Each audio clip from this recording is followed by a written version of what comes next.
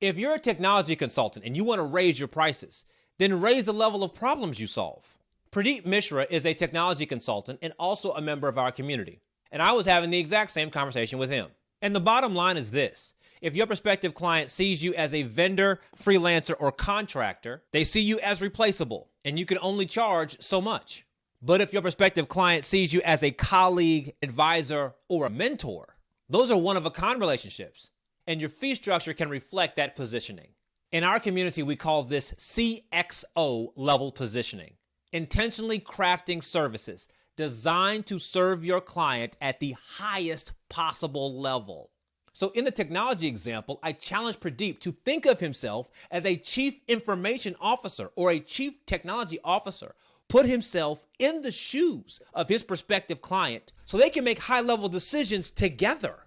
In a recent group coaching call, Pradeep made the comment, "My client is at the beginning of their fiscal year." When he said that, a light bulb went off for me.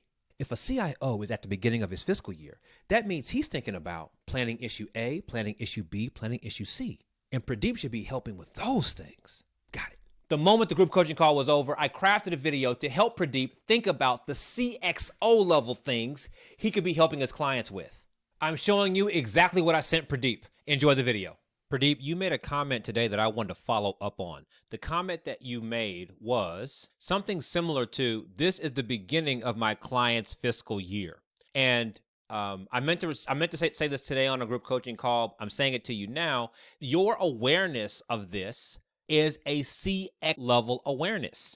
And so I'm showing you here two calendars, right? 2024, 2025. So you know that right now it's March the 20th, right? And this is the beginning of your client's fiscal year. Well, you know next year, 2025, March 20th is going to exist, and they're going to be having a similar conversation this time next year. What can your company do to make the interactions that they're having next year even easier? So let me say that another way. What problems, pains, and alternatives are present today, March 20th, that you can improve upon next year, March 20th? Let me give you a few ways to help think through that. So we're thinking about your CIO right now, right? Your CIO, your CT, what is he experiencing?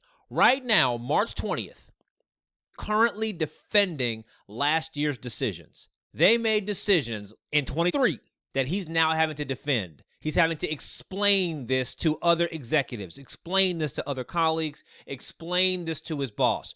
Remember, boss, we had this change happen, that change happened. We hired this vendor, we fired this team member, or whatever it was. We expanded to this new market, whatever it is. And he's having to defend against last year's decisions. Do you think he enjoys having to defend last year's decisions? No. So what can you do? You, Pradeep, in your company, what can you do so that he didn't have to defend last year's decisions as well? Maybe you provide him an annual report of all the work that you and your company has done for him so that when he goes into this meeting to defend his decisions, he has everything he needs to say already laid out because you have already given it to him in a very clear bulleted list. It's a CIO's report that goes to the CEO, right? I'm making this up. Okay, let's go further. Currently, right now, your CIO on March 20th is currently fighting for space in next year's budget because they're budgeting now for next year, right? Right now they are. And so right now he's having to be in meetings and go, no, wait, we need $3 million for this. We need 50,000 for that. We need whatever. We need money for whatever we think we need money for. And he's having to fight and negotiate and blah, blah, blah, blah, blah with his colleagues. Do you think he enjoys having to fight for budgetary space, et cetera, et cetera? He probably does not. What could your company do to help minimize the negotiations that he currently is going through? Okay, let's continue. Right now, he is trying to forecast where the market's going. Right now, he and his team, March 20th, are trying to forecast where the market is headed. What's going to happen next year? What should we do? What skills, technical capabilities, what do we need to have internally so that we are in the best place this time next year? So then, Pradeep, what can your company do to help make this conversation easy for him? Maybe there's a trend report you can create for him.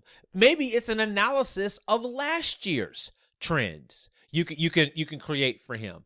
I'm making these things up, but what we're seeing here is that your CIO right now is doing planning work right now. And if you want to, if your company is good at it, you can create things for him that help him look into the future and make even better decisions.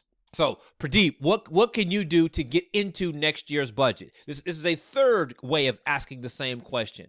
You know he's setting up a budget next year and he's making line items for things. So which of those line items can your company own?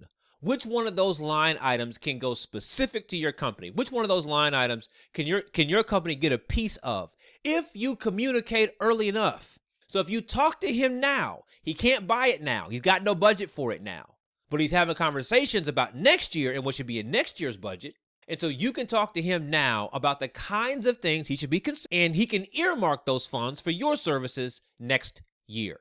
What costs are they definitely going to cut? There are some things that they're discussing right now internally that they're not doing again next year. This time next year. Maybe it's because the marketplace has changed. Maybe because they tried a vendor and didn't like it. Maybe there's some technology that they no longer want to focus on. Maybe there's some technology, some new technology to focus on, and some old technology to cut out. I don't know. It's your avatar. But there are costs that they're definitely going to cut. There's a new spend they're probably going to engage in. Next year, there's some things that they're definitely going to spend money on. What are those things, and can your company be in alignment with those things? How can your company help your avatar make these transitions easier? There's all these things that your avatar right now is currently trying to figure out. He's pulling out his hair, he's grasping at straws, he's doing the best he can, but I bet there are some things that you can help him with, that your company can help him with.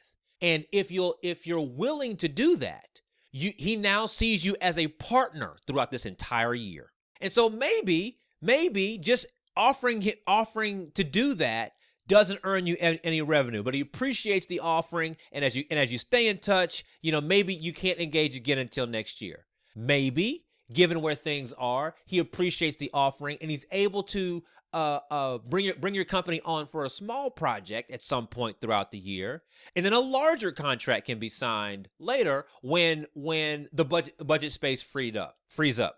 Or as you're talking about it with him now, he realizes that no, you really understand the kind of dynamics he's going to experience this year, and he needs to bring your company on right now to help him throughout this year and prepare even better for next year. Any or all of this could be appropriate. Clearly, it's a function of what exact problems he has. It's a function of what skill set you are prepared to leverage or deliver on inside your own company. And it's a function of just how much money he has to spend. Thinking in this way is a higher order of thinking. It's CO level thinking. This is CXO level thinking. This is CXO level thinking. This is CXO level thinking that appreciates how your CIO avatar is thinking right now. And the more that you engage your CIO around these kinds of topics, the higher level he sees you, the higher level he sees your company, the more excited he will be to pay premium fees because you serve him at a premium level. And that's always our intent, to serve our clients at the highest level possible and therefore earn the highest level compensation. Good work, sir. Keep going. Now, if you're going to offer services like these, you got to have more than just ideas. You can't just say, I have some ideas about what you guys should be doing next year. You've got to be able to offer structured, strategic advice that promises results. And how do you do that, you ask? That's what this video is for. It's a way of thinking about offering your services not only in a structured way, but in a results-based way. Keep working hard. I'll talk to you soon.